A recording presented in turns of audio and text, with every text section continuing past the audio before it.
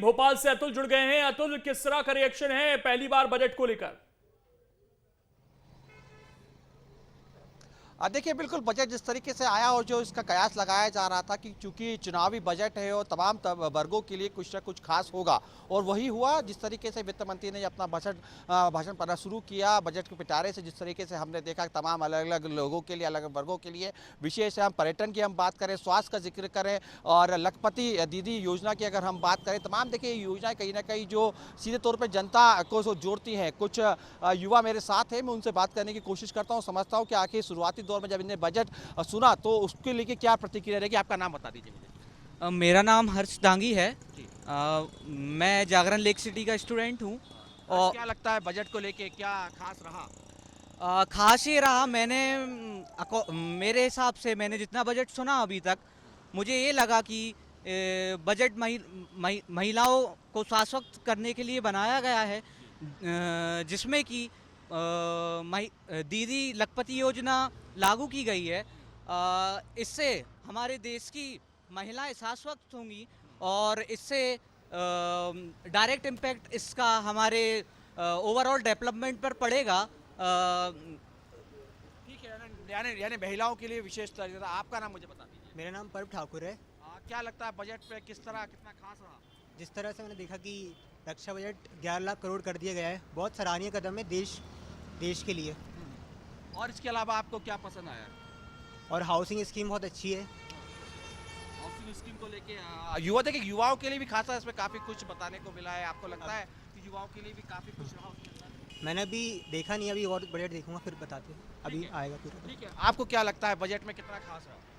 Sir देखिए, मेरा नाम प्रमोद है और ऐसे कि जो पेट्रोल महंगा है उसको थोड़ा सस्ता किया जाए, सीएनजी महंगी है और ये सब चीज़ें किसानी में, ऐसे कि भाई गेहूं चना बोते हैं, ट्रैक्टर वगैरह चलते हैं, डीजल भी महंगा है, उसको भी थोड़ा सस्ता किया जाए। ठीक। आपको क्या लगता है बजट में क्या खास रहा? देखिए, 2014 से इनकी सरकार है, आज 2024 आ गया है, 10 साल हो गए, इनके 2 टर्म पूरे हो चुके हैं। 2 टर्म में 2019 के बाद से ये सिर्फ धर्म पे नाम पे राजनीति चालू कर दी है, डेवलपमेंट तो भूल गए हैं। जहाँ दूसरी पार्टियाँ आज तक इतने सालों से 70 साल की बात करते हैं, पुराने 70 साल में इनने से हमारी पार्टियों ने सिर्फ डेवलपमेंट के नाम पे चुनाव लड़ा है। वहाँ पे हम शिक्षा की बात करते रहे, रोजगार की बात करते रहे, एजुकेशन की बात करते रहे, नौकरियों की बात करते रहे। इनकी सरकार में कहीं वो बात नहीं हुई है। मैं कुछ लोग से ही बात कर लेता हूँ। क्या लगता है कि क्या विशेष रहा बजट में? गरीबों को और गरीब करने का, बड़ों को और बड़े करने का और मध्यम वर्गीय लोगों को कहीं का ना छोड़ने का ये बजट है। ठीक है, कुल मिला के हम ये कह सकते हैं कि देखिए जिस तरीके से ये कहा गया था कि बजट के अंदर खास बात यह है, देखिए अगर हम देखें तो महिलाओं के लिए लखपति दीदी योजना जो लगातार केंद्र सरकार की चलाई जा रही है, उस योजनाओं का और विस्तार करने की बात कही। खास तौर पर देखिए सर्वाइकल कैंसर इस समय महिलाओं के अंदर एक बड़ा जो है एक समस्या है। तो सर्वाइकल कैंसर को लेकर जिस तरीके से जो लड़कियां हैं, जो 6 से 13 साल तक की जो बच्चियां हैं, उनको फ्री टीका करने की जो बात की गई है, अपने आप में कि ये बड़ा जो है कि बड़ा कदम उठाया गया है। उसके साथ में और भी हमें बात करने की कोशिश, देखिए पर्यटन को लेकर भी बात की गई है कि पर्यटन हमें जो है बढ़ावा दिया जाएगा। तो आपको लगता है कि पर्यटन इससे बढ़ता हुआ दिखाई देगा? हाँ, बजट में जितना मैंने देखा है अभी तक, पर्यटन से हमारे देश की ओवरऑल डेवलपमेंट होगी। जैसे कि पर्यटन एक हमारे देश की जीडीपी में बढ़ावा देता है, तो पर्यटन को बजट में लाना बहुत अच्छा, यानी उसको बढ़ावा दिया जा रहा है, जो काफी बेहतर कदम इसको माना। हाँ, ये बहुत बेहतर कदम है सरकार द्वारा बजट में पेश किया। ठीक है। अच्छा, इसके साथ में अगर हम देखिए जिसके हम मान रहे थे कि क्योंकि ये चुनावी बजट है और ख़ास तौर पे जो स्वास्थ्य को लेके तमाम जो बातें कही गई है वित्त मंत्री ने कही हैं, आने वाले वर्षों का ये फोकस सामने स्पष्ट कर दिया गया है कि जो सर्वाइकल कैंसर जो हमारे देश में एक बड़ा बीमारी बन के उभर रही है, उससे लड़ने के लिए भारत पूरी तरीके से अब तैयार होता हुआ दिखाई दे रहा है। आपको लगता है कि हाँ ये ठीक है, स्वास्थ्य के लिए ये बेहतर एक कदम जो जिसका हम मान के चल रहे थे? देखिए, हम तो युवा हैं, ये जो आने वाला भविष्य है ये हम लोग पे निर्भर करता है। हम लोग के जो भविष्य होने वाला है वो अभी की सरकार पे निर्भर करता है। सरकार कुछ ऐसे मुद्दों पे बजट आज पेश कर रही है, हमें उम्मीद है सरकार इन पे खरी भी उतरेगी, क्योंकि सरकार ने कई पुराने वादे भी किए हैं, कहीं पे वो खड़े नहीं उतर पाई है, कहीं डिसएडवांटेज रहे हैं सरकार से। तो हम चाहते हैं कि सरकार ने जो बात बोली है आज बजट में वो कुछ हों, हम युवाओं को फ़ायदा हो आने वाली पीढ़ी को फ़ायदा हो। तो हम एक्सपेक्ट करते हैं सरकार से कि जो हो तो अच्छा हो, लोगों के पक्ष में हो। कई मेडिकल कॉलेज खोलने की बात भी इसके अंदर कही गई है। अच्छा, जिसकी ज़रूरत कहीं ना कहीं हमारे देश में वाकई लग रही थी कि क्योंकि जिस तरीके से हेल्थ की तरफ लोग छात्र जा रहे हैं, तो कहीं ना कहीं ये मेडिकल कॉलेज खोलने की काफ़ी ज़रूरत थी हम लोग को। तो लगता है कि इसको लेके एक बेहतर कदम हम मान के चल रहे हैं, क्योंकि आने वाले दिनों में हम जो एक लीड करने के लिए पूरे विश्व में लीड करने की बात कर रहे हैं, भारत को विश्व गुरु बनाने की बात कर रहे हैं, तो उसके लिए कि एक कदम ज़रूरी था इस तरीके। निश्चित तौर पे ये एक अच्छा कदम है कि मेडिकल यूनिवर्सिटी खोलेंगे, मगर उन्हें ध्यान देना चाहिए भ्रष्टाचार पे। आयुष्मान भारत की हम बात करते हैं, कितना भ्रष्टाचार होता है उसमें।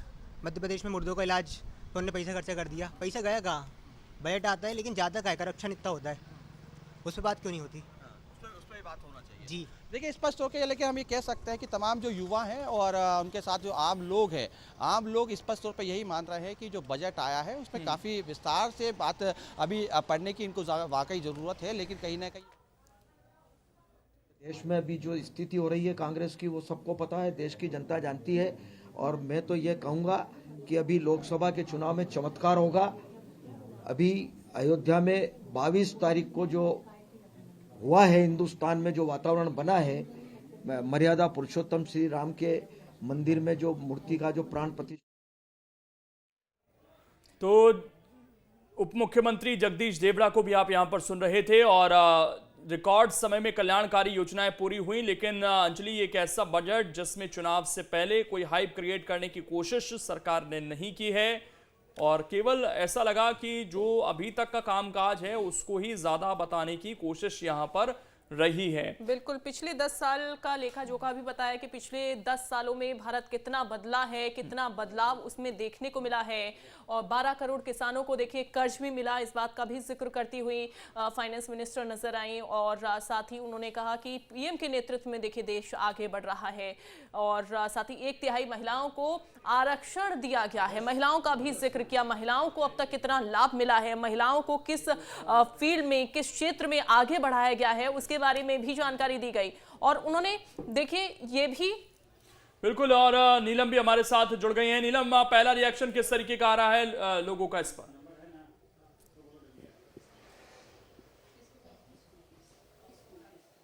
जी बिल्कुल, देखिए बजट में हमने सुना जब वित्त मंत्री निर्मला सीतारमण बात कर रही थी, जब वो बता रही थी, तो महिलाओं पर भी बजट में अच्छा खासा फोकस और उनकी जो बातें उन्होंने रखी हैं सामने, उसमें जो है देखने को मिला। और इस वक्त मैं कुछ महिलाओं के साथ ही, और हम उनसे ही जानेंगे कि जिस तरह के प्रावधान यहाँ पर किए गए हैं, खासतौर पर महिलाओं की और बच्चियों की हेल्थ को लेकर के जो बात कही गई थी।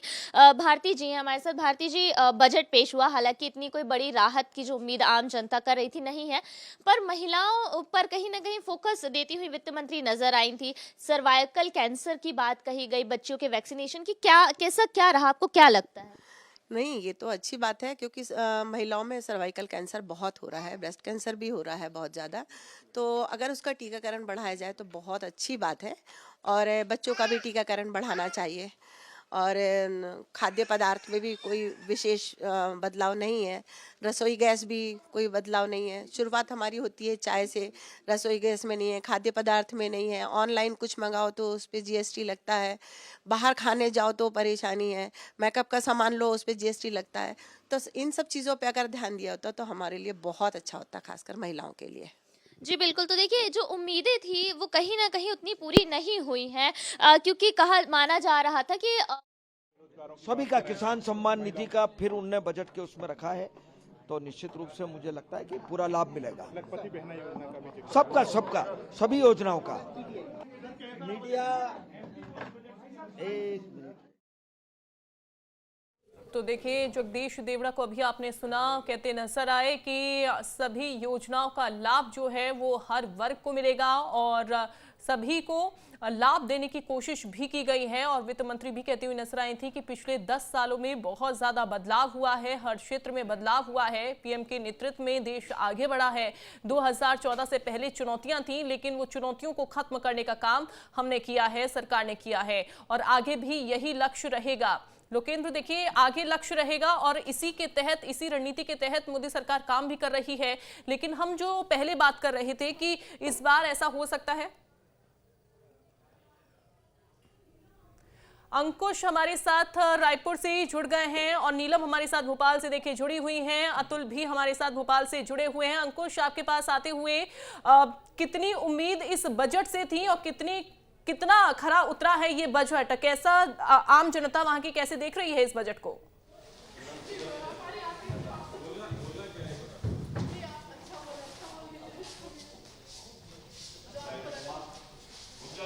अंकुश, आवाज मिल पा रही है आपको? नीलम महिलाओं के साथ ही उनकी भी बात पूरी करवा लेते हैं। नीलम, बात कीजिए आप उनसे।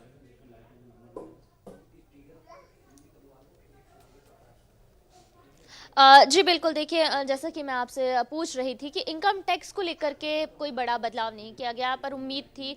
कैसा क्या आपको लगता है, आपके हिसाब से जो उम्मीदें थी उस पर ध्यान दिया गया है या फिर कुछ चेंजेस किए जा सकते थे? मैडम, मेरा कहना तो यह है कि गरीब लोग को बहुत ज़्यादा परेशानियाँ होती, हर ही चीज़ महंगी हो रही है और जो बीमारियाँ फैल रही हैं, इसके लिए मैं कुछ कहना चाहती हूँ कि जैसे कि गरीब लोग नहीं कर पाते हैं इतना कुछ, तो थोड़ा सा उन लोगों के लिए सोचना चाहिए और थोड़ा राशन पानी पे और भी मतलब कर सकते हैं सब, मतलब पर यहाँ एक बड़ी राहत जो है मिडिल क्लास को मिलती हुई दिखाई दी है। नई योजना लाई जाएगी जिसमें मिडिल क्लास जो है आवास खरीद पाएंगी। तो आपका क्या मानना है, क्योंकि अभी तक हम देख रहे थे कि पीएम आवास योजना आती थी तो उनमें गरीब जो तबके के लोग थे उन्हें बड़ी संख्या में करीब 3 करोड़ से ज़्यादा आवास दिए गए। अब मिडिल क्लास को एक नई सौगात देने की कोशिश है। मैडम, ये तो योजनाएं अच्छी हो रही हैं अभी शुरुआत, पर थोड़ा सा उसमें टैक्स कम करना चाहिए। जो मिडिल क्लास योजना में जो अब दे रहे हैं घर के लिए आवास योजना निकाली गई है, तो उसमें थोड़ा सा टैक्स को कम करा जाए और भी, तो ये ज़्यादा बेहतर होगा। अभी क्या टैक्स भी बहुत पटाना पड़ रहा है आपको, अपना जो भी मकान का जो रहता है, तो उसके लिए आवास योजना जिससे ज़्यादा फ़ायदा हो मिडिल क्लास लोगों को, तो मैं तो कहूँगी कि थोड़ा सा टैक्स कम किया जाए और भी थोड़ा सा राहत मिलनी चाहिए। और ज़्यादा राहत की उम्मीद है यहाँ पर महिलाओं से। हमारे साथ कुछ और भी महिलाएं जुड़ी हुई हैं। महिला उद्यमों की बात की गई कि जो महिलाएं हैं बिजनेस करना चाहती हैं उन्हें और बढ़ावा दिया जाएगा। आयुष्मान योजना, अब आशा जो बहनें होती हैं वो भी जुड़ेंगी। कैसा रहा आपके हिसाब से? बहुत अच्छा रहा है, और जो योजनाएं चलाई हैं महिलाओं के लिए, उद्योग, ये सब जो घर में भी लोग आजकल महिलाएं करना चाहती हैं, बहुत सारे काम, सिलाई बुनाई, इसमें भी उन्हें बहुत सारे सर्टिफिकेट ये सब दिए हैं। और भी योजनाएं चलाएं जिससे महिलाओं को अपने बिजनेस, अपने सक्षम खड़े होने में उनको बहुत फायदा मिले और वो आगे कुछ करना चाहे तो और भी कर सके। ठीक है नीलम, आपके पास बिल्कुल आपके पास हम लौटेंगे एक बार फिर से। और अंकुश हमारे साथ देखिए जुड़ गए हैं रायपुर से, और विनोद भी ग्वालियर से हमारे साथ जुड़ गए हैं। अंकुश, आपका ही रुख करते हुए, इनकम टैक्स स्लैब में कोई बदलाव नहीं किया गया है और तमाम ऐसी चीजें हैं जो पहले से ही पहले की जैसे ही रहेंगी। कोई हालांकि ज्यादा बदलाव नहीं हुआ है, ना राहत दी गई है, ना बोझ डाला गया है। किस तरीके से आम जनता इस बजट को अब देख रही है?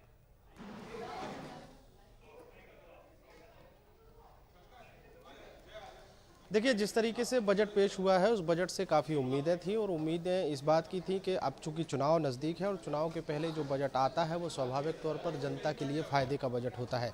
इसमें बहुत सारी चीज़ें बताई जरूर गई हैं, लेकिन बहुत सारे बदलाव नहीं किए गए हैं। सबसे महत्वपूर्ण बात यह है कि जो टैक्स पेयर हैं उनके लिए कोई भी बदलाव नहीं किया गया है। और इस बजट से छत्तीसगढ़ का व्यापारी वर्ग क्या सोचता है, उनको कितना फ़र्क पड़ेगा, क्योंकि व्यापारियों से ही पूरा मार्केट चलता है और उस मार्केट के आधार पर ही किसी भी प्रदेश, किसी भी क्षेत्र का जो बजट है वो तय होता है। वहाँ के जो लोगों का जो खर्चा है वो तय होता है। हमारे साथ व्यापारी वर्ग जो है वो यहाँ पर मौजूद हैं, उनसे समझने की कोशिश करेंगे कि इस बार का जो बजट रहा है वो कैसा रहा है। बहुत सारे बदलाव तो नहीं दिखे हैं इस बजट में, लेकिन टैक्स पेयर के लिए भी कोई राहत नहीं दी गई है। कैसे देखते हैं पूरा बजट? कुछ नहीं करना भी एक बहुत बड़ा काम है। इस बार उन्होंने कुछ किया नहीं है, लेकिन जैसे मैं सोने चांदी के ट्रेड से आता हूं, तो सोने चांदी में भी 15% ड्यूटी लगती है, 3% जीएसटी लगता है, उस पर भी कोई चेंज नहीं आया है। जबकि हमने इस बार सोच के रखा था कि 5% करीब ड्यूटी कम होगी, लेकिन एज इट इज़ है। तो ये एक चुनावी बजट भी बोल सकते हैं इसको। बिल्कुल, जिस तरीके से आपने कहा कि चुनावी बजट बोल सकते हैं, तो चुनाव सर पर है, ऐसे में बहुत सारे वर्ग को उम्मीदें थी। अब व्यापारी वर्ग की अगर बात करें तो आप लोगों के लिए बहुत ज़्यादा इसमें फ़र्क नहीं पड़ेगा, लेकिन जिस तरीके से महिलाओं को साधने की कोशिश की गई है, लेकिन बहुत ज़्यादा कुछ इस बजट में रहा नहीं। हाँ, मैंने आपको पहले ही कहा कि इस बार कुछ नहीं करके भी उन्होंने बहुत कुछ कर दिया है, इस टाइप की बात हो गई है।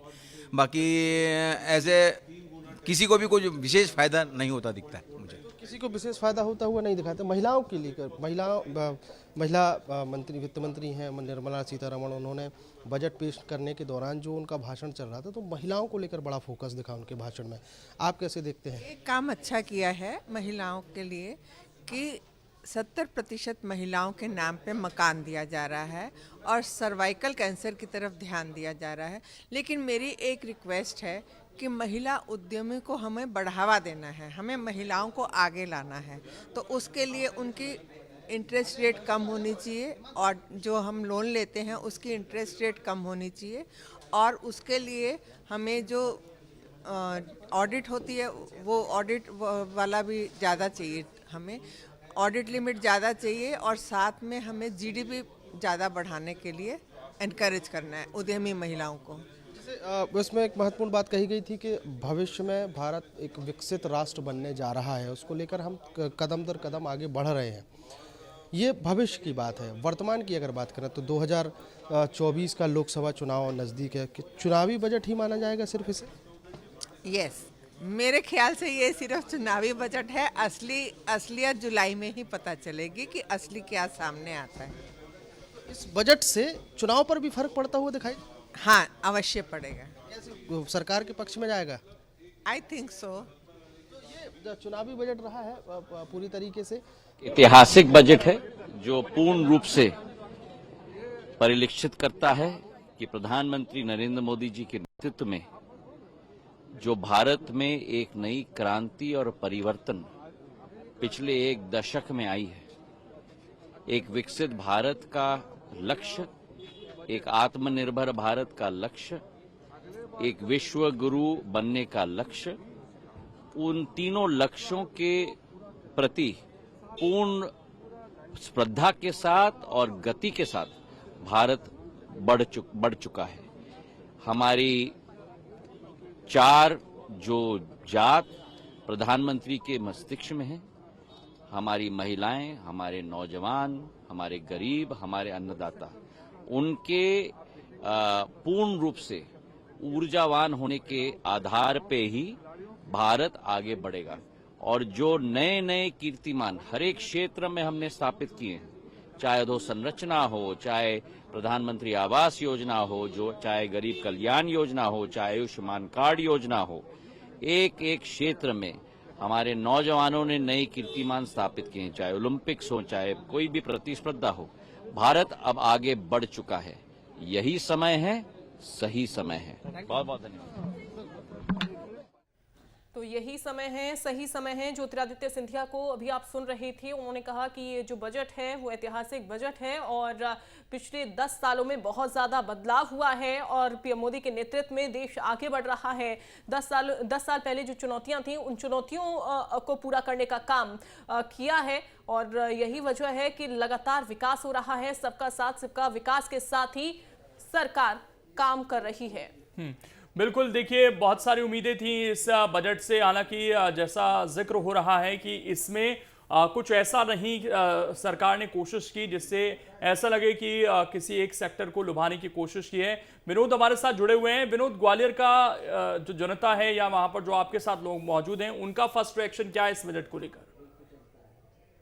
देखिए, बिल्कुल लोकेंद्र, मैं बता दूं जिस तरह से चर्चा चल रही थी बजट से पहले कि किसानों के लिए कुछ तोहफे आएंगे, युवाओं के लिए कुछ बड़ी सौगात आएगी, ऐसा कुछ अभी तक तो इस बजट में ज्यादा कुछ देखने को नहीं मिला है। क्योंकि जैसी बात कही जा रही थी कि सरकार कहीं ना कहीं कॉन्फिडेंट लग रही है और ये अंतरिम बजट है। लेकिन मैं बात कर लेता हूँ, मेरे साथ कुछ व्यापार जगत के लोग हैं जो बजट भी देख रहे थे और लगातार अभी हमारे साथ चर्चा भी कर रहे थे।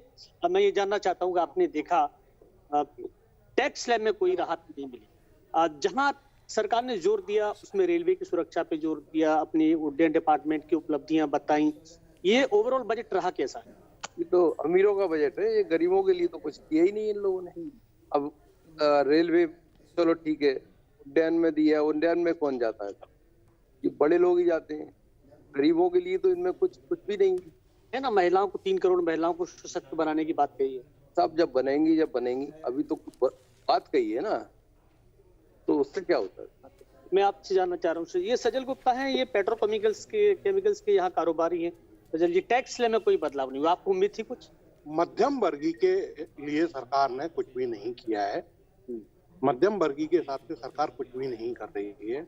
हम मध्यम वर्गीय के लिए यह बजट जो है हताशापूर्ण, मध्यम वर्ग के हताशापूर्ण। आरपी सिंह हैं हमारे साथ। आरपी सिंह, देखिए कांग्रेस के नेता हैं, लेकिन बजट से मैं इसलिए पूछ रहा हूँ क्योंकि ये भी कारोबारी हैं। आरपी जी, कुछ उम्मीद आपको लग रही थी सरकार राहत दे सकती है, खासकर व्यापार जगत के क्षेत्र में? लेकिन निश्चित रूप से उम्मीद थी, क्योंकि ये चुनावी वर्ष भी है, तो लग रहा था कम से कम मध्यम वर्ग जो है उसके साथ कुछ ना कुछ उसको कुछ ना कुछ सौगात मिलेगी। लेकिन देखिए, दुर्भाग्यपूर्ण स्थिति देखिए कि टैक्स स्लैब में कोई परिवर्तन नहीं किया गया, बल्कि मैं कहूंगा सिर्फ एक मिठाई खिला के इवेंट किया गया, इससे अधिक कुछ नहीं है। और जो कुछ भी घोषणाएं की गई हैं वो सिर्फ जुमलों की बारिश है। नेता की तरह मत बोलिए आरपी जी, आप व्यापार जगत के हिसाब से। व्यापार जगत के हिसाब से बता रहा हूं मैं कि यदि इनको व्यापार बढ़ाना था तो रोजगार और मध्यम वर्ग में पैसा डालना था। जब आप रोजगार में पैसा डालोगे, मध्यम वर्ग में पैसा डालोगे, तो मार्केट में पैसा आएगा। ऐसा कोई अमूल चूल या बड़ा परिवर्तन करने का प्रयास तक नहीं किया केंद्र सरकार ने। बिल्कुल, प्रकाश जी भी हमारे साथ जुड़ गए हैं। प्रकाश जी, आपको कैसा लगा ये बजट? आवाज आ रही है आपको? जी जी, बोलिए। हेलो, बोलिए सर, बोलिए।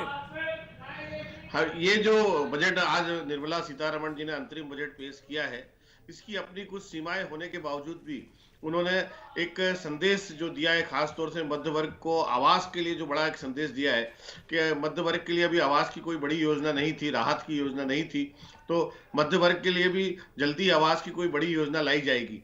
ये एक बहुत बड़ा संकेत जो मध्य वर्ग के अंदर सरकार को लेकर कुछ नाराजगी बन रही थी, जो किराएदार बड़ी संख्या में लोग रह रहे हैं, उनके लिए बड़ी राहत की बात है। इसके अलावा रेलवे के क्षेत्र में जो उन्होंने 3 कॉरिडोर खोले की बात कही है कि जो एक डेडिकेटेड कॉरिडोर जो मुंबई दिल्ली के बीच में बन ही रहा है, काम उसको चालू हो चुका है, और बाकी सीमेंट परिवहन के लिए और राशन के लिए और दूसरे जरूरी सामानों के परिवहन के लिए जो डेडिकेटेड कॉरिडोर की बात की गई है, उससे निश्चित तौर पर जो परिवहन में तेजी आएगी, लागत में भी कमी आएगी, और ये एक दूरगामी कदम है। और रेलवे के क्षेत्र में बड़ा क्रांतिकारी बदलाव करना चाह रहे हैं केंद्र सरकार, मोदी जी, और उस दिशा में लगातार आगे बढ़ भी रहे हैं। इसके अलावा महिलाओं के लिए जो स्टार्टअप में उन्होंने सुविधा देने की बात की है, उससे महिला स्टार्टअप में जो छोटे ऐसे काम हैं जिन कामों में महिलाएं आगे आ सकती हैं, उनको जरूर बढ़ावा मिलेगा। ये इस दृष्टिकोण से बजट ठीक है। और जो उम्मीद की जा रही थी खास तौर से टैक्स स्लैब में या कोई बहुत बड़ी राहत प्राप्त होगी, तो उसकी अपनी, मैंने पहले भी कहा है कि इस बजट की अपनी मजबूरियां हैं, और उम्मीद भी है और मजबूरी भी है।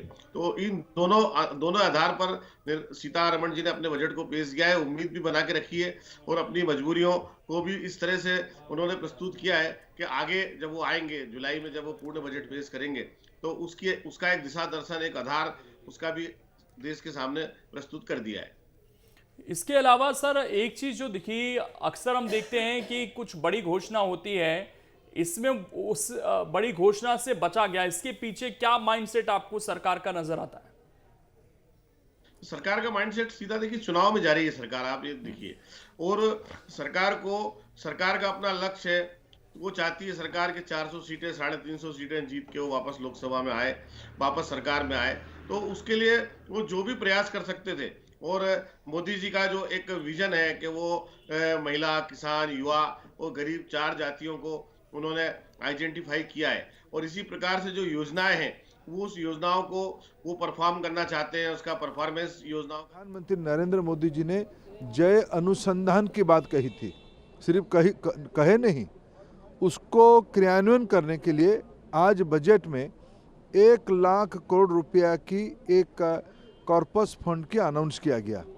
जो संस्था, जो निजी सेक्टर की संस्था, प्राइवेट सेक्टर या इंस्टीट्यूशनल बॉडी लोन लेना चाहेगा, 50 साल तक इंटरेस्ट फ्री लोन देने की व्यवस्था है। उसकी सीधा लाभ भारत की नई पीढ़ी को, विश्व की आवश्यकता को ध्यान में रखते हुए जो टेक्नोलॉजी की नई दुनिया आ रही है, उसको भारत की नौजवानों में पूरी ताकत है। राष्ट्रीय शिक्षा नीति क्रियान्वयन हो गया है, इनोवेशन एक जन आंदोलन के रूप ले रहा है, और ये 1 लाख करोड़ रुपया की वित्तीय व्यवस्था एक बहुत बड़ी छलांग लगाने के लिए एक लेवल प्लेइंग फील्ड बना दिया गया है। आने वाले दिनों में भारत एक जिम्मेवार देश के नाते विश्व समस्या की साथ साथ भारत की रोजगार सृजन, भारत की ईज ऑफ लिविंग, भारत में एक चरम सुखद स्थिति तक ले आने के लिए काम होगा। आपके मंत्रालय से दो सवाल है संबंधित सर कि एक जो 1,40,00,000 लोगों को युवाओं को स्किल्ड किया गया है और दूसरी तरफ 390 यूनिवर्सिटी खोले गए हैं पिछले 10 साल में, इसके बारे में थोड़ा जानना है। देखिए, PM3 के बारे में चर्चा हुई है, नए यूनिवर्सिटी के बारे में चर्चा हुई है, नए IIT, नए IIM, ये सारे जो उल्लेख किया गया है ये सब उस दिशा में एक एक कदम है। स्किल इंडिया के तहत 1,40,00,000 नई पीढ़ी की लोगों को स्किल, अपस्किल, रीस्किलिंग करने की बात कही गई है। ये आने वाले दिनों में और गति पकड़ेगी। इस बजट जिस प्रकार की कैपिटल स्पेंडिंग बढ़ी है इस बजट में, जिस प्रकार की देखिए 3 नया रेलवे कॉरिडोर की बात कही गई, इसकी सीधा सीधा अर्थ ज़्यादा लोगों के लिए रोजगार सृजन होगा, ज़्यादा स्किल मैन पावर लगेंगे, लोगों की जीवन मान में बढ़ोतरी होगा। ये सीधा सीधा कहता है ये बजट। मैं अगर एक लाइन पे उसको कहूँ, वेलफेयर और वेल्थ क्रिएशन दोनों की संतुलन की ये प्रधानमंत्री नरेंद्र मोदी जी की जादुई करिश्मा है। वेलफेयर और वेल्थ क्रिएशन को ध्यान में रखकर ही ये बजट तैयार किया गया है। और लेकिन सवाल वही है कि जो उम्मीद की जा रही थी कि इनकम टैक्स स्लैब में शायद कोई बदलाव किया जाएगा, फिलहाल वो कोई बदलाव नहीं किया गया है। लेकिन यहाँ पर ये ज़रूर देखा गया है कि देखिए लोकेंद्र, अगर रेलवे के माध्यम से अगर हम देखें तो इस क्षेत्र में थोड़ा सा बदलाव हुआ है। शहरों में, बड़े शहरों में मेट्रो का विस्तार किया जाएगा, इसकी भी राहत देने की कोशिश की गई है। वहीं किसानों को लेकर जिस तरीके की उम्मीद थी और बहुत पहले से हम ये उम्मीद भी लगा के बैठे हुए थे कि शायद किसानों को किसी तरीके की राहत दी जाएगी, लेकिन शायद किसान हम लोगों से समझने की इसको थोड़ा और कोशिश करते हैं। अंकुश के साथ वहाँ पर लोग थे। अंकुश, उनसे और समझिए कि इस बजट से सरकार का रीति नीति क्या नजर आई इन 3-4 महीनों के लिए, और क्या लोकसभा चुनाव को लेकर सरकार कॉन्फिडेंस में है इस वक्त?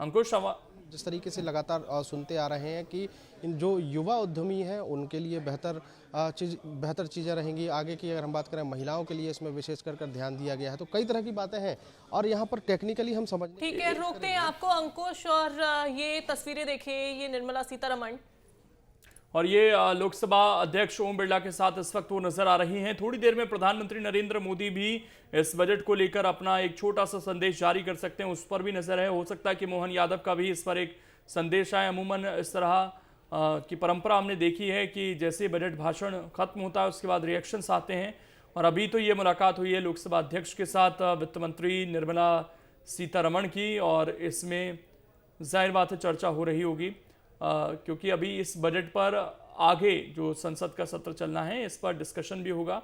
और ये फिलहाल तस्वीरें सुबह की हैं जब राष्ट्रपति से मुलाकात हुई। राष्ट्रपति ने मुंह भी मीठा किया वित्त मंत्री का। हालांकि आम लोग अभी भी समझने की कोशिश कर रहे हैं इस बजट को, और धीरे धीरे इसका जो विश्लेषण है, क्योंकि बहुत सारी इसमें टिपिकल चीज़ें रहती हैं और धीरे धीरे वो चीज़ें समझ आती हैं। लेकिन हाँ, जो मोटा माटी देख रहे हैं आम लोगों को ये लगा है कि इस बजट से उन्हें बहुत कुछ खास दिखा नहीं है।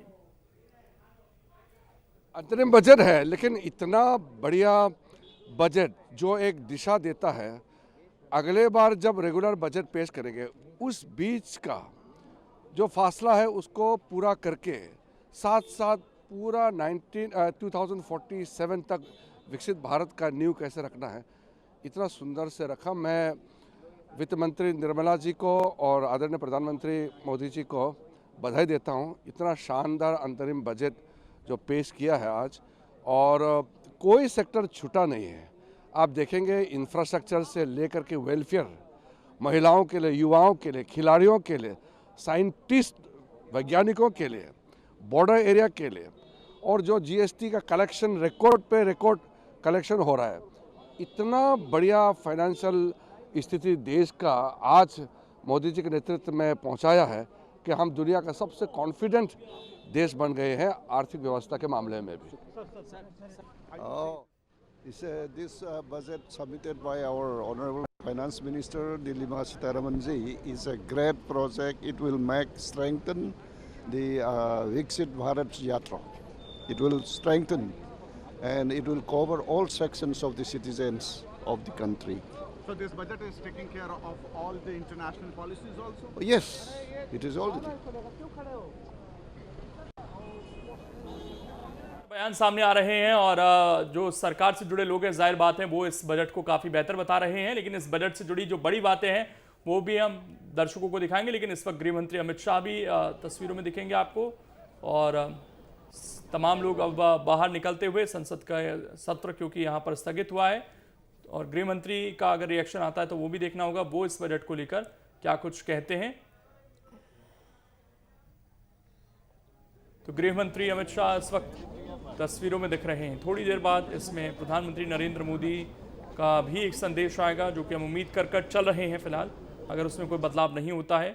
लेकिन तमाम केंद्रीय मंत्रियों के इसमें बजट आए हैं, रिएक्शंस आए हैं और ज्योतिरादित्य सिंधिया ने भी इस बजट की तारीफ की, लेकिन आयकर दाताओं को इसमें कोई राहत नहीं मिली है। लेकिन क्या बड़ी बातें रही इस बजट की वो ज़रा समझने की कोशिश करते हैं। और ये देखिए 40,000 रेलवे कोच बदले जाएंगे, ये एक बड़ा टारगेट सरकार ने रखा है इस बजट में। टूरिज्म सेंटर का विस्तार भी किया जाएगा। ये जो बड़ी बातें हैं इस अंतरिम बजट की वो आपको बता रहे हैं। इनकम टैक्स स्लैब में हालांकि कोई बदलाव नहीं हुआ है, जिसकी उम्मीद थी वो बदलाव नहीं किया गया है। इनकम टैक्स स्लैब में किसी भी तरीके का कोई बदलाव नहीं हुआ है। इसके अलावा 7 लाख तक की आय पर भी टैक्स नहीं रहेगा। हालांकि लोकेंद्र ये पहले भी था, 7 लाख की आय पर किसी भी तरीके का कोई टैक्स नहीं रहेगा। इसमें भी किसी भी तरीके का मोटा-मोटी बदलाव नहीं किया गया है। और क्या बड़ी बातें इस बजट की रही हैं, अप्रत्यक्ष कर में भी कोई बदलाव नहीं किया गया। देखिए जो प्रणाली थी उसको एज इट इज रखा है और केवल एक थैंक यू शब्द का इस्तेमाल करते हुए वित्त मंत्री निर्मला सीतारमण ने कहा कि हम करदाताओं का धन्यवाद देते हैं, लेकिन हम प्रत्यक्ष और अप्रत्यक्ष कर में इस बार कोई बदलाव नहीं कर रहे हैं। मिडिल क्लास के लिए नई आवासीय योजना का इसमें जिक्र है, नए घर बनाने का जिक्र है और एक तरीके से ये भी कहा गया कि भाई ये तो केवल अंतरिम बजट है, हमारा पूर्ण बजट तो अगली बार आएगा, उस पर ज़्यादा फोकस है। 80 करोड़ लोगों को मुफ्त राशन की योजना जो है वो जारी रहेगी सरकार की। ये कोई नई योजना नहीं है, कोविड के दौर से ही लगातार चल रही है और उसको जारी रखने की बात यहाँ पर कही गई है सरकार की तरफ से। संपदा योजना से 38 लाख किसानों को फायदा होगा, ये बात भी इस बजट के जरिए कही गई है। तो ये तमाम बड़ी चीज़ें इस बजट से जुड़ी हुई, संपदा योजना से 38 लाख किसानों को फायदा होगा, ये बात कही गई। बिल्कुल, और अंतरिम बजट की ये बड़ी बातें आपको बता रहे हैं, आप समझ सकते हैं, जिसमें लाभ देने की कोशिश तो की गई। देखिए किसान रोजगार के 10 लाख नए अवसर भी दिए जाएंगे। डेयरी किसानों को बढ़ावा दिया जाएगा। जो डेयरी किसान हैं उनको इस बजट के जरिए राहत देने की कोशिश की गई है, बढ़ावा दिया जाएगा डेयरी किसानों को, ये भी कहा गया है। और साथ ही महिलाओं को भी कहीं ना कहीं लाभ मिला है। और ये देखिए 12 करोड़ किसानों को कर्ज मिला है। ये बड़ी बात कही गई कि 12 करोड़ किसान ऐसे जिनको कर्ज मिला है, अगर जरूरत हुई तो किसान कर्ज ले सकते हैं। और उसको देखिए गवर्नमेंट डेवलपमेंट परफॉर्मेंस पर ध्यान दिया गया है, जो कि ये जरूरी भी है। दुर्गेश भी हमारे साथ जुड़े हुए हैं। अंजलि, दुर्गेश आपके पास जो लोग हैं उनसे बातचीत कीजिए, उन्हें ये बजट कैसा लगा?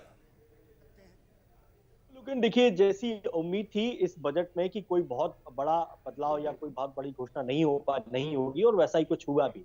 एक आम आदमी को सबसे ज्यादा उम्मीद होती है बजट से कि टैक्स स्लैब में कितना बदलाव किया गया है, तो इस अंतरिम बजट में कुछ बदलाव नहीं हुआ। जो आम आदमी की झोली में हम कह सकते हैं कुछ नहीं आया, लेकिन बड़े इंफ्रास्ट्रक्चर पर, मेगा प्रोजेक्ट्स पर सरकार का फोकस रहा है और यही बजट का निचोड़ हम कह सकते हैं। हमारे साथ इस समय चार्टर्ड अकाउंटेंट मौजूद है, जाने माने, हम उनसे बातचीत करते हैं। अपने टैक्स पूरा बजट सुना, किस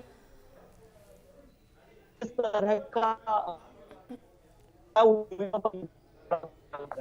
जैसा कि बहुत उम्मीद से नहीं थी।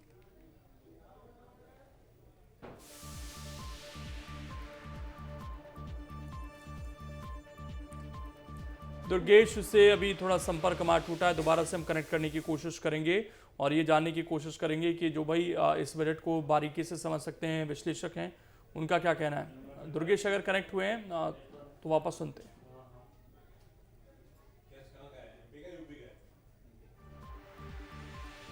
ठीक है, आवाज नहीं पहुंच पा रही है, लेकिन किसानों की आय बढ़ाने की कोशिश सरकार करेगी।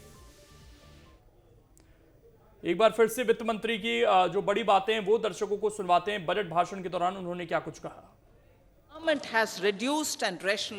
सरकार ने कर दरों में कटौती की है और इन्हें विवेकपूर्ण बनाया है। नई कर योजना के तहत अब 7 लाख तक की आय वाले करदाताओं के लिए कोई कर देनदारी नहीं है।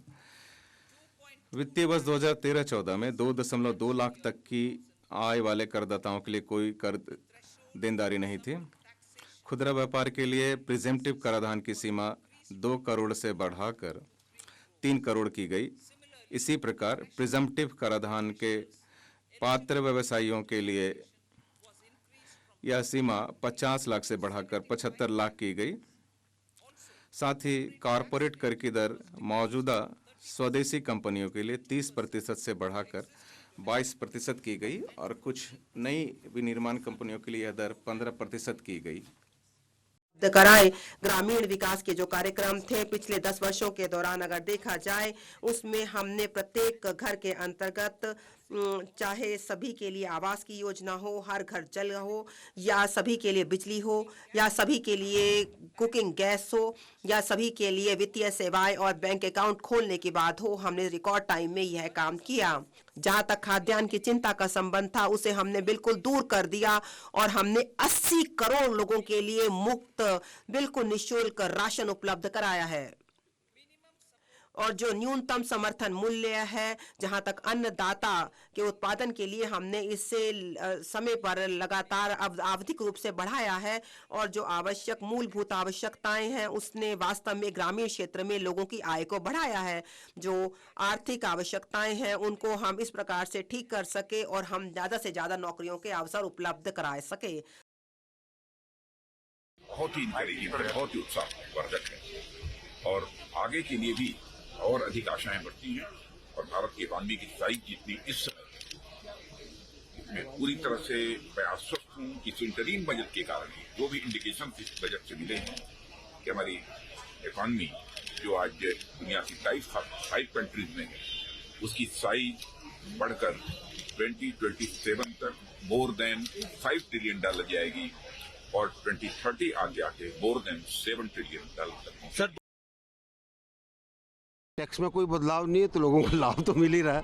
लोग बाग जो सोचते रहते हैं कि टैक्स के अंदर बदलाव आएगा और हर चीज़ के बाद उसमें आप देखेंगे कि किस तरीके से अर्थव्यवस्था को और मजबूत किया जाए और टैक्स के लिए और क्या सुविधाएं की जाए इसके बारे में बताई गई है।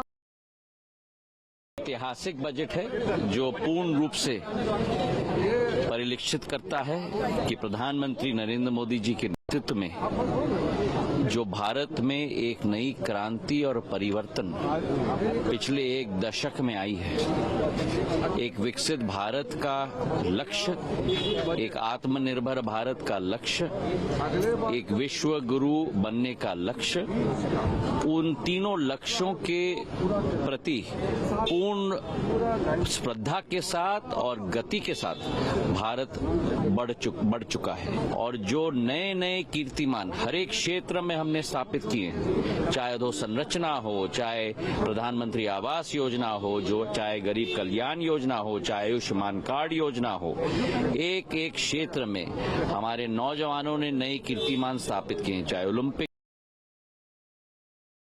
मैं सभी का, गरीब का, महिलाओं का, युवाओं का, किसानों का पूरा ध्यान रखा गया है और निश्चित रूप से वो स्वागत योग्य है। मध्य प्रदेश के लिए खास ये है कि जितनी योजनाएं चल रही है उन सब योजनाओं का लाभ मध्य प्रदेश को भी मिलेगा। वो पूरे देश के लिए चल रही है तो पूरे उसको मिलेगा। What is extremely worrying is the increasing fiscal deficit, because the numbers which have been presented by the finance minister clearly demonstrate that over 18 lakh crores is the unfunded extent of the union budget for this year, and this number is only going to increase over the next year. If you leave that aside for a moment, the rest of the budget speech was mere grandstanding. It was like driving looking into the rear view mirror rather than looking ahead. So therefore, the finance minister spent all her time in extolling her own track record, which obviously is questionable. और हमारे साथ धर्म सिंह जी भी जुड़ गए हैं। आपको बता दें कि बैंकिंग एवं फाइनेंशियल एक्सपर्ट हैं। धर्म सिंह जी, आपका भी बहुत बहुत स्वागत है। सर, आपको कैसा लगा ये बजट? सर, बजट देखा जाए तो नॉर्मल बजट है, इसमें कुछ भी ऐसा बदलाव नहीं है, लेकिन इसको वोट ऑफ अकाउंट बोलते हैं। जो बजट की आवाज़ पहुंच पा रही है आप तक? हाँ हाँ, बिल्कुल पहुंच पा रही है सर। हाँ जी जी जी, कंटिन्यू कर सकते हैं। हाँ, ये बजट जो है इसको आप बोल सकते हो कि गवर्नमेंट ने अपने पिछले 10 साल के कार्यकाल को बताया है कि क्या किया है हमने, और आगे ये बजट कह सकते हो कि प्री इलेक्शन बजट है, तो इस पर सिर्फ उसी पे ध्यान दिया गया और पॉलिसी जो चल रही थी, गवर्नमेंट की योजनाएं थी, उनको बढ़ावा दिया गया थोड़ा। और टैक्स रेट में कोई चेंज नहीं किया, सिर्फ कॉर्पोरेट टैक्सेशन को उन्होंने 25% तक, जिसको 22 कर दिया गया है, और जब स्टार्टअप को 1 साल के लिए इनको एग्जम्पशन दे दी गई है कि 1 साल तक इनको टैक्स पे करने की ज़रूरत नहीं है, और ऐसा कोई खास बदलाव नहीं है। क्या आपको लगता है कि इस बार जिस तरीके से एयरपोर्ट बढ़ाने की बात है, या रेलवे पर जिस तरीके से ऐसा लगा कि ज़्यादा जोर दिया गया है, मेट्रोज़ की बात हुई है, इंफ्रास्ट्रक्चर बिल्ड करने पर ज़्यादा ध्यान ये सरकार का दिखा है इस बजट में?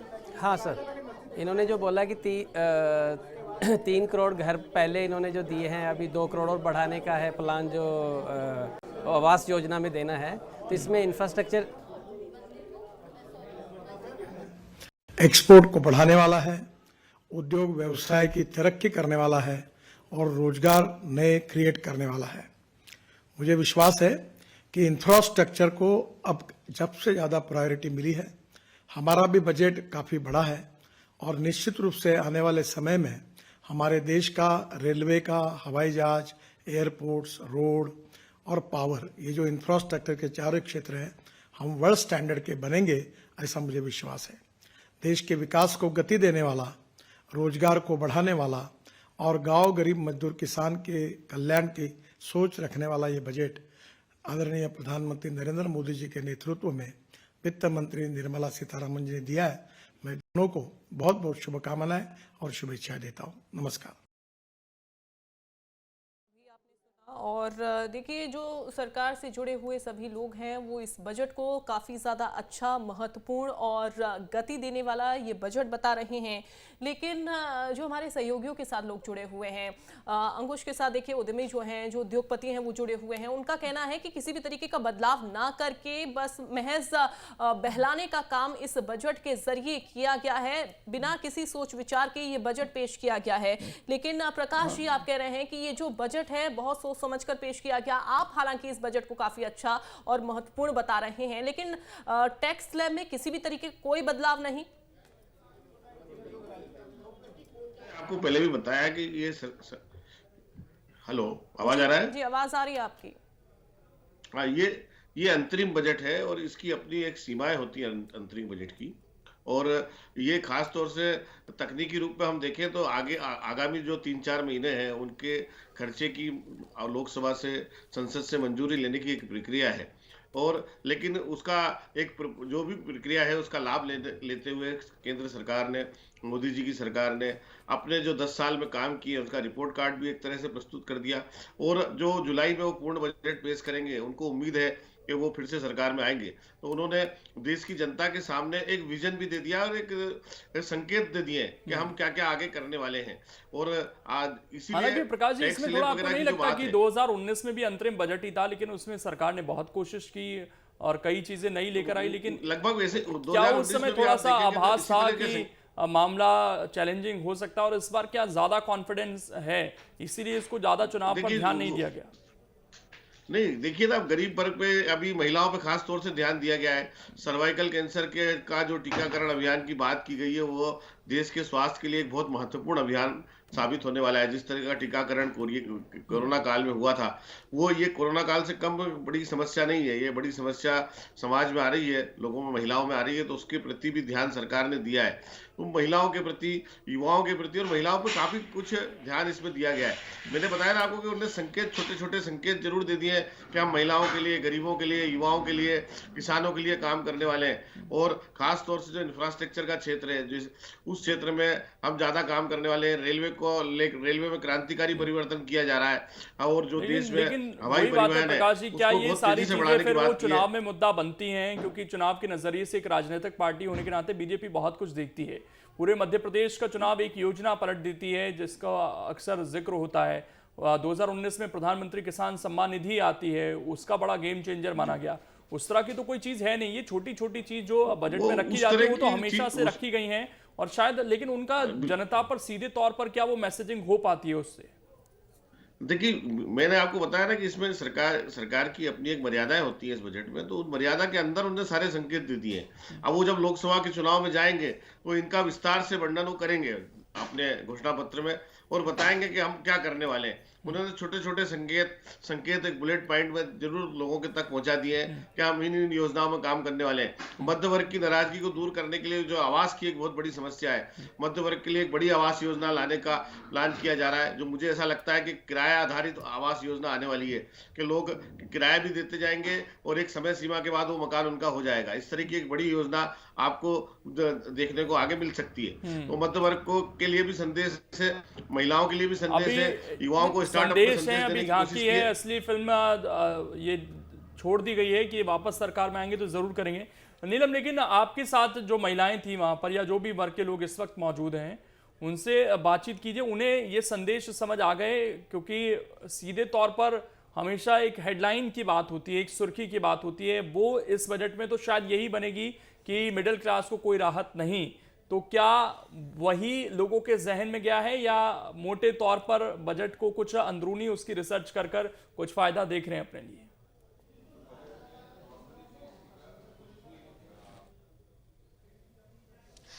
जी बिल्कुल, देखिए क्योंकि जब 2019 में हमने देखा था कि जो है टैक्स रिजीम में बदलाव करके जो है राहत दी गई थी और इस साल भी जो है यही उम्मीद की जा रही थी, पर देखिए किसी तरह का कोई बड़ा बदलाव या फिर कहना चाहिए कोई बड़ी राहत मिडिल क्लास को मिलती हुई फिलहाल तो नहीं दिखाई दे रही है।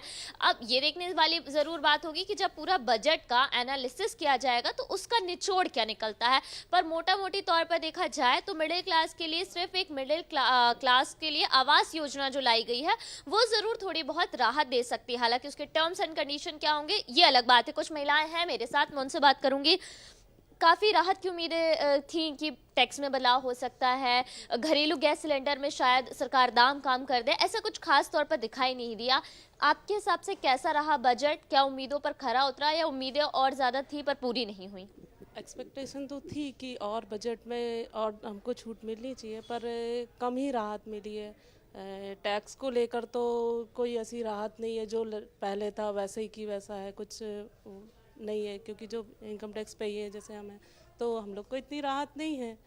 और बाकी कुछ चीज़ों में अच्छा है कि नहीं, जैसे मेडिकल से रिलेटेड कुछ जो महिलाओं के लिए किया हुआ है अच्छा है, पर टैक्स में राहत मिलनी चाहिए थी।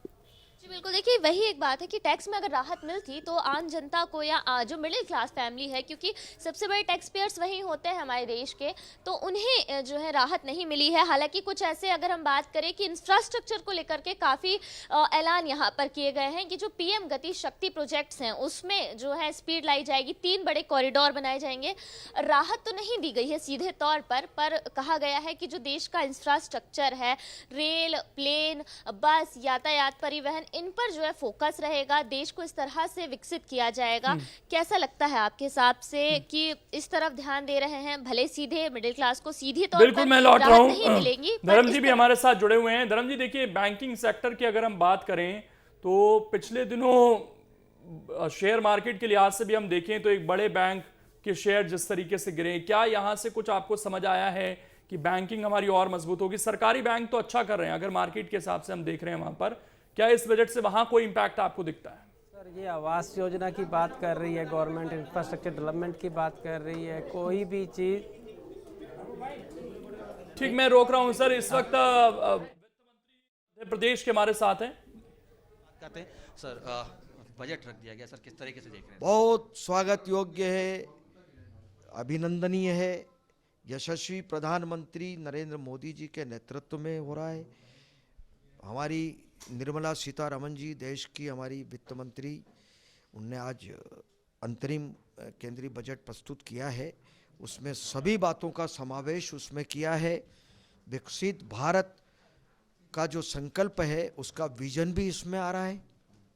$5 ट्रिलियन की अर्थव्यवस्था जो बनने जा रहा है भारत, उसका भी समावेश है। गरीब का, किसान का, महिलाओं का, युवाओं का विशेष फोकस इस पर किया गया है। और जितनी योजनाएं हमारी, चाहे किसान सम्मान निधि, आयुष्मान कार्ड हो, चाहे जितनी ऐसी गरीब कल्याण की योजनाएं हैं, उन सब का भी इसमें समावेश किया है। धन्यवाद। चूंकि मध्य प्रदेश के वित्त मंत्री हैं, उसके लिहाज से मध्य प्रदेश के लिहाज से आप कैसे देखते हैं? मध्य प्रदेश के लिए बहुत ही अच्छा है। इन सब बातों का जो भी इस बजट में आया है वो मध्य प्रदेश में भी आएगा। इसलिए अभी सारे आंकड़े सामने आएंगे, जब पूरा बजट पढ़ेंगे, देखेंगे तो सब बातों का ध्यान इसमें आया है। हमसे बात करने के लिए ये थे वित्त थोड़ा साफ सुथरा कह रहे हैं कि मध्य प्रदेश के लिहाजे से भी ये बजट काफ़ी अहम माना जा रहा था। हालांकि निर्मला सीतारमण ने जब बजट पेश किया उसकी तारीफ करते हुए नजर आ रहे हैं और साफ तौर पर यही कह रहे हैं कि हर वर्ग, हर तबके के लिए मोदी सरकार के बजट में कुछ ना कुछ प्रावधान रखा गया है ताकि सर्वहित सर्वाय और सर्वहित के लिए कहीं ना कहीं इसके लिए बजट रखा। ये वित्त